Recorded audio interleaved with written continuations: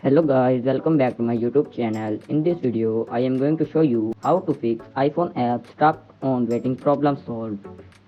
So guys, you can easily fix this problem. So let's start without wasting any time. So guys, first of all, you have opened your setting and checked your Wi-Fi connection.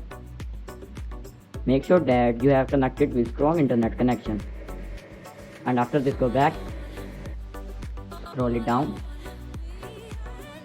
Now tap on general, scroll it down, tap on transfer or reset iPhone, tap on reset and tap on reset network setting.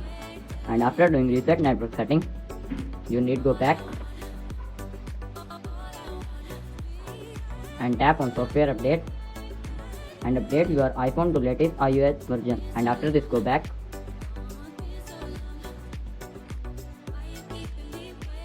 After this, your problem still not solved, then restart your iPhone. After doing all steps, your problem will be fixed. Hope you like this video. If you like this video, please do subscribe, comment and share. Thank you.